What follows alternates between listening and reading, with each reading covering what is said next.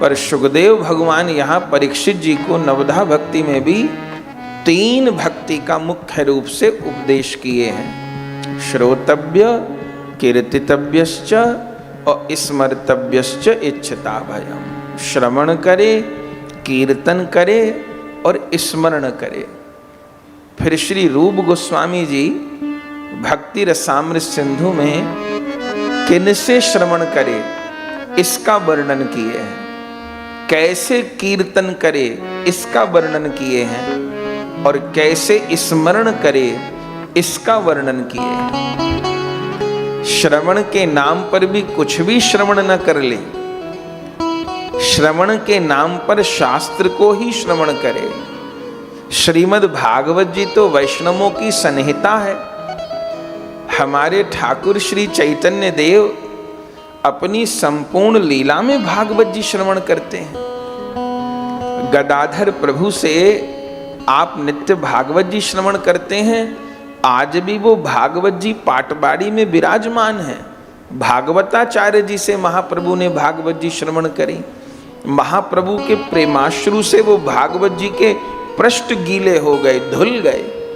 आजीवन भागवत जी महाप्रभु जी श्रवण करते हैं। गोपी गीत श्रवण करते हैं, रास पंचाध्यायी श्रवण करते हैं, वेणु गीत श्रवण करते हैं। महाप्रभु जी रो रो कर, विभोर हो करके भागवत जी श्रवण करें।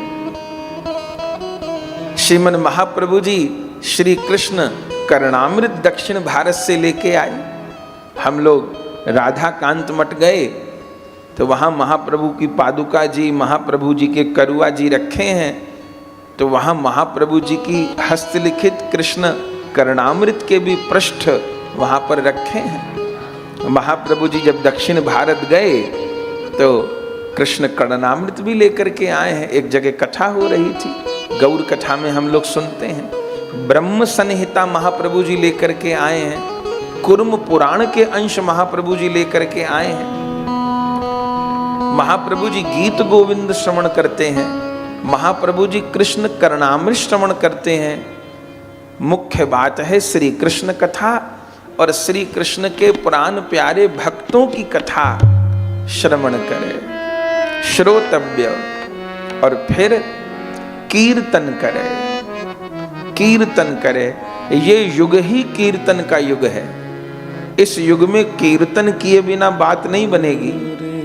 इस कीर्तन भक्ति को समझाने के लिए ही स्वयं गोलोक बिहारी राधा कृष्ण श्री कृष्ण चैतन्य महाप्रभु बन के प्रकट हो गए। ये कीर्तन भक्ति को समझाने के लिए कीर्तन भक्ति करे, लेकिन कीर्तन भक्ति के नाम पे ऑर्केस्ट्रा पार्टी न बन जाए। कीर्तन भक्ति के नाम पे महफिल न बन जाए। कैसा कीर्तन का स्वरूप हो। रूप गोस्वामी जी कहते हैं, नाम गाने सदा रुचि। नाम गान में अत्यंत रुचि हो। रूप गोस्वामी जी जो 9 अनुभाव बताए हैं भक्ति रसामृत सिंधु में, उसमें समुत्कंठा, उत्कंठा पूर्वक नाम करना है। मुझे कब प्रिया प्रियतम के दर्शन प्राप्त हो, मुझे कब महाप्रभु जी के दर्शन प्राप्त हो, कैसे मेरा चित्त परिमार्जित हो, कैसे मेरे हृदय में गौर लीला का, जुगल लीला का प्रकाश हो, अपने किए हुए अपराधों के लिए क्षमा याचना हो। ऐसे आर्त भाव से दर्शन की उत्कंठा लेकर के, सेवा अभिलाषा की उत्कंठा लेकर के जो कीर्तन है वह कीर्तन है।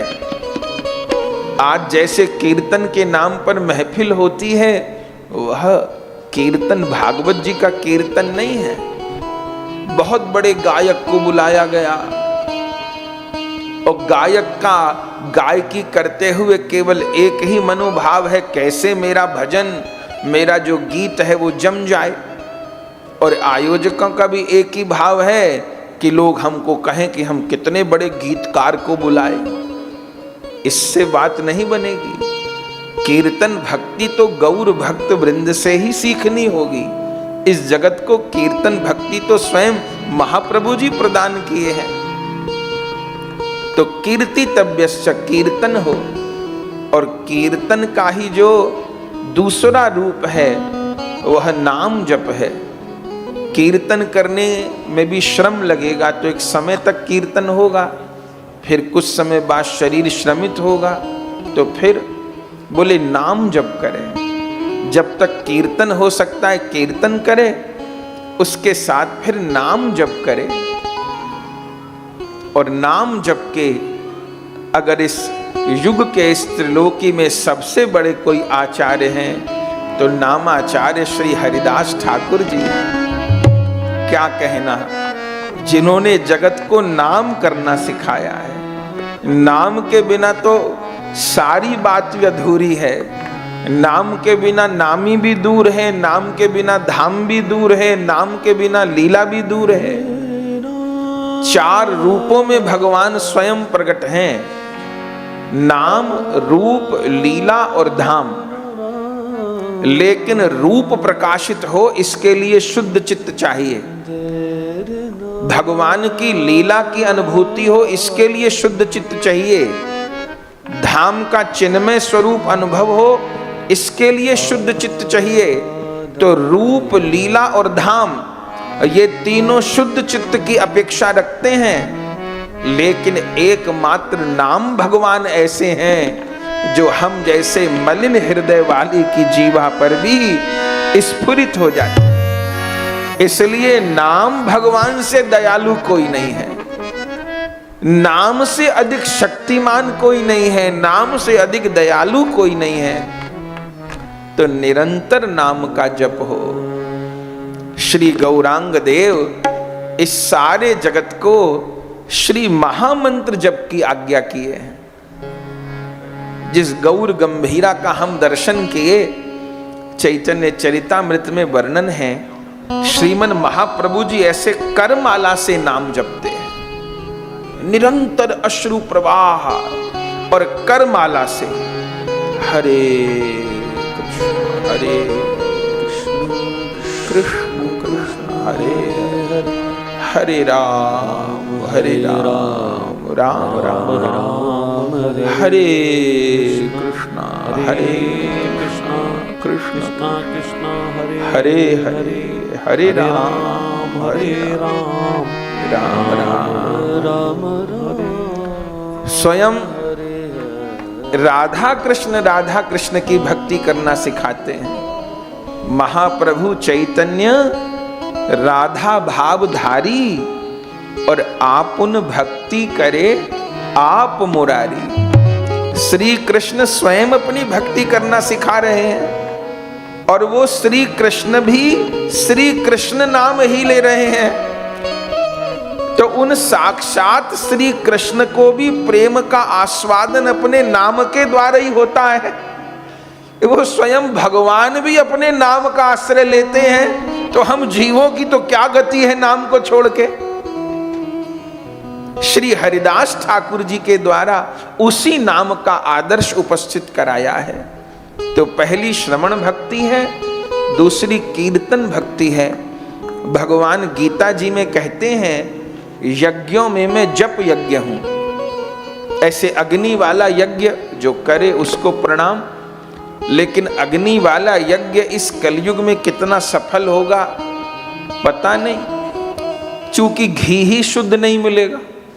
पहले तो घी शुद्ध मिलना दुर्लभ है, संविधा शुद्ध मिलना दुर्लभ है। अरे त्रिसंध्या करने वाला ब्राह्मण दुर्लभ है जो यज्ञ करा दे, यजमान दुर्लभ है। कहीं पैंट पजामे में यज्ञ होता होगा? पैंट पजामा पहन के यज्ञ होता होगा कहीं? तो यजमान दुर्लभ, ब्राह्मण दुर्लभ, सामग्री दुर्लभ, स्थान दुर्लभ। अरे जहां गैया के गोबर से रोज चौका लगता हो, यहां वहां यज्ञ होना चाहिए। कहीं मार्बल के पत्थर पे यज्ञ होता होगा? लेकिन हम लोग निभाने के लिए करते हैं। इसलिए स्वयं भगवान आज्ञा किए गीता जी में कि यज्ञों में मैं जप यज्ञ हूं। अग्नि वाला यज्ञ करे उसको प्रणाम, लेकिन भगवान कहते यज्ञों में मैं जप यज्ञ हूं। और ये यज्ञ कैसा है? इसमें कोई खर्चा नहीं, इसमें पंडित जी की भी जरूरत नहीं, इसमें देसी घी की भी जरूरत नहीं, अरे इसमें नहाने धोने की जरूरत भी नहीं। बिना स्नान किए भी ये यज्ञ हो जाएगा। बोले इस यज्ञ का क्या स्वरूप है? बोले मुख ही यज्ञ कुंड है। क्या बात। और जीवा के द्वारा जो नाम उच्चारण हो रहा है वही आहुति है। और स्वाहा क्या हो रहा है? बोले यज्ञ में बहुत सी चीज जलती हैं, स्वाहा होती हैं। बोले मुख यज्ञ कुंड है, जीवा के द्वारा जो नाम उच्चारण है वही आहुति है। और इस यज्ञ में अपने अंतःकरण की जो मलिनता है, जो अपने अनर्थ हैं, जो अपने दोष हैं, वो इस जप वाले यज्ञ में स्वाहा होते हैं। और खर्चा कोई नहीं है, कहीं भी करे, स्त्री करे, पुरुष करे, बालक करे, बूढ़ा करे, पंडित करे, कोई करे, कभी भी करे, कोई नियम नहीं।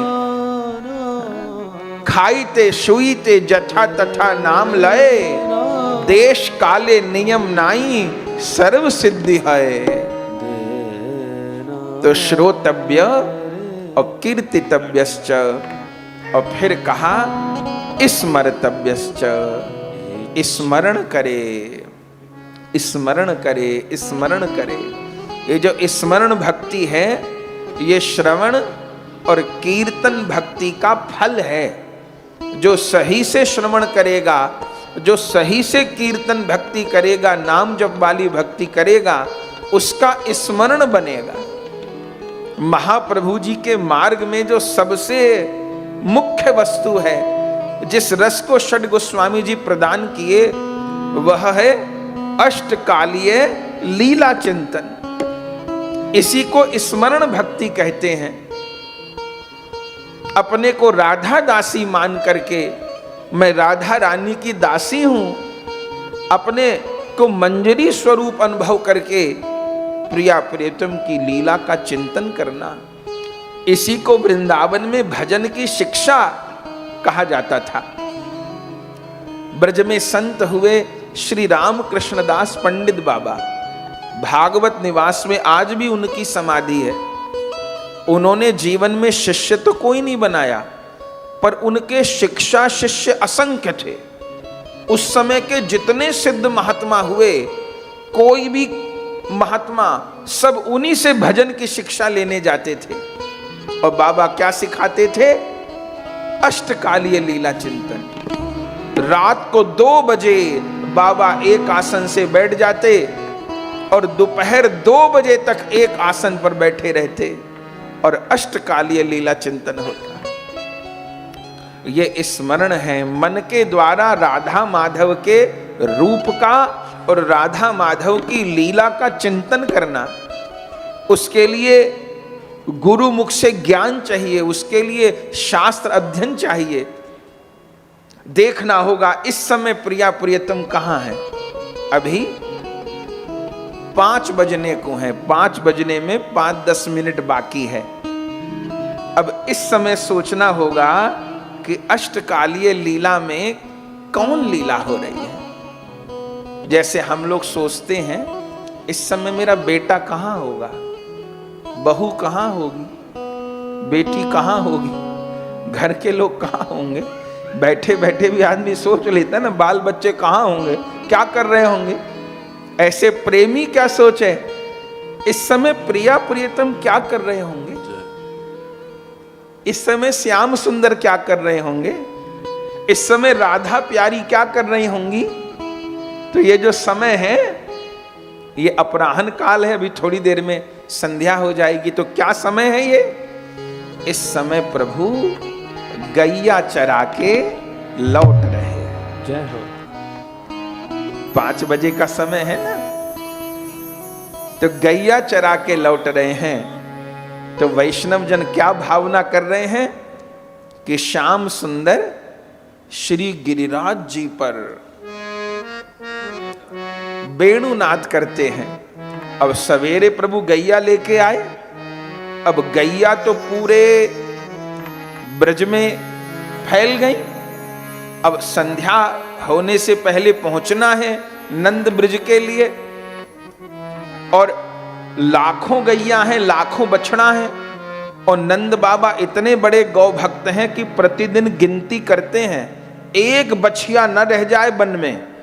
और एक छोटी सी बछिया भी वन में रह गई तो नंद बाबा न तो खुद भोजन करेंगे न किसी को करने देंगे। प्रतिदिन गिनती होती है। तो जो सब सखा लोग हैं वो बड़े सावधान रहते हैं, कोई गैया न रह जाए, कोई बछड़ा न रह जाए। तो श्याम सुंदर को कहते हैं, श्याम सुंदर अब इतनी गैया, कौन गैया, कहां कहां खबर, एक गैया तो नहीं, लाखों गैया, कोई किसी कंदरा में, कोई किसी तरहटी में, सारे 84 कोस ब्रज में गैया बछड़ा बिखरे हैं। तो सखा लोग श्याम सुंदर को विनती करते हैं, श्याम सुंदर अब लौटने का समय हो रहा है, कोई गैया बछिया न रह जाए तो कहा करो, निक बेणु नाद करो।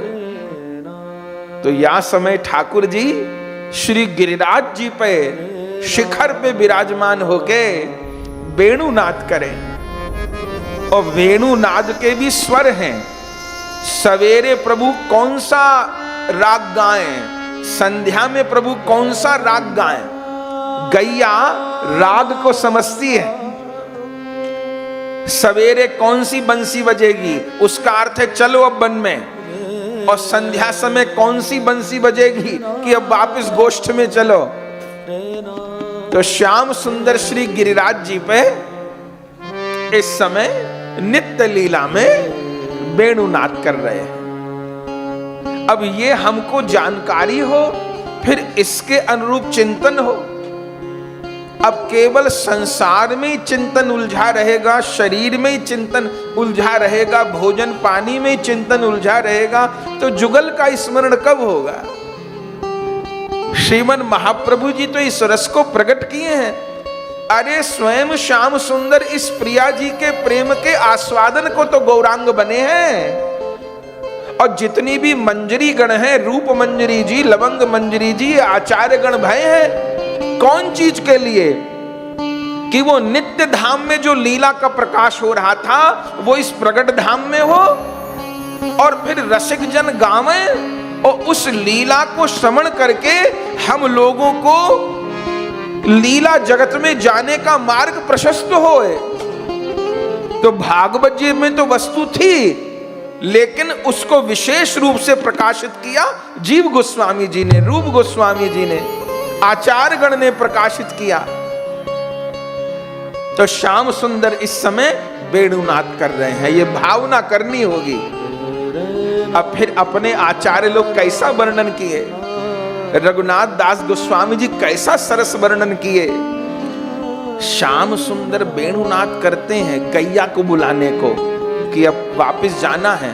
अरे राम, गैया तो आवे सो आवे, बछिया आवे सो आवे, श्याम सुंदर का ऐसा करुण, ऐसा मधुर वेणुनाद कि श्री गिरिराज जी पिघलने लग जाए।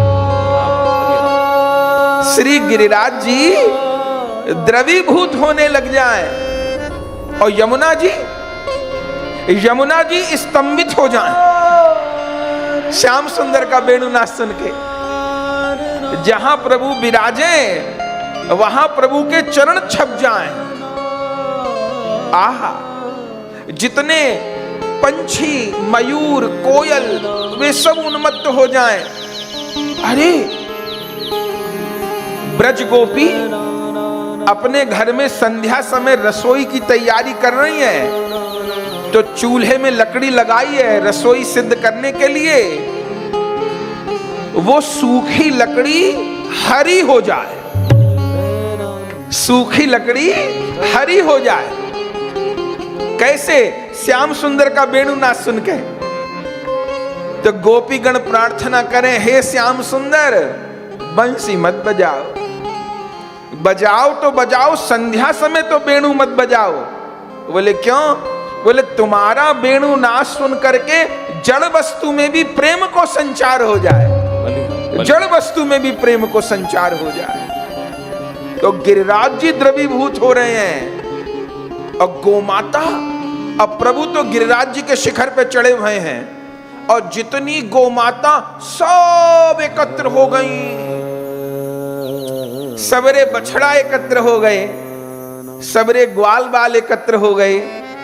और जब श्याम सुंदर ने देखो कि सबरी गैया एकत्र हो गई अब प्रभु वेणु बजाते हुए धीरे धीरे शिखर से उतर रहे हैं और सारी गैया, किसी को रस्सी नहीं बांधी गई, किसी को लाठी नहीं मारी गई, लकुटी तो बस दिखाने को है। ठाकुर जी कभी गैया को लकुटी नहीं लगावे, बस सारी गैया, सारे बछड़ा, सारे ग्वाल बाल प्रभु के पीछे चले ही जा रहे हैं। वो कैसी झांकी है, आहा, एक हस्तकमल श्री बलराम जी के कांधे पर प्रभु रखे हैं और एक हस्तकमल में वेणु लिए हैं। आहा, आगे आगे असंख्य बछड़ा भाग रहे हैं और पीछे पीछे असंख्य गोमाता, सींग ही सींग दिखाई पड़े, सींग ही सींग दिखाई पड़े। गोमाता के चरण से रज उड़ रही है। श्याम सुंदर के मस्तक पे स्वेद की बूंद है, वो पसीने की जो बूंद है, स्वेद की बूंद, उन पे गौ माता के चरण की रज उड़ उड़ के विराजमान हो रही है। प्रभु के केश खुल गए हैं, वेणुनाद करते भय। एक हस्तकमल बलराम जी के गले में डाले भय प्रभु धीरे धीरे नंद ब्रज की ओर गमन कर रहे हैं। अब इस समय क्या लीला हो रही है, श्याम सुंदर गौचारण से लौट रहे हैं। अच्छा, राधा दासी गण क्या कर रही हैं, प्रिया जी क्या कर रही हैं, ये भी तो चिंतन करना होगा।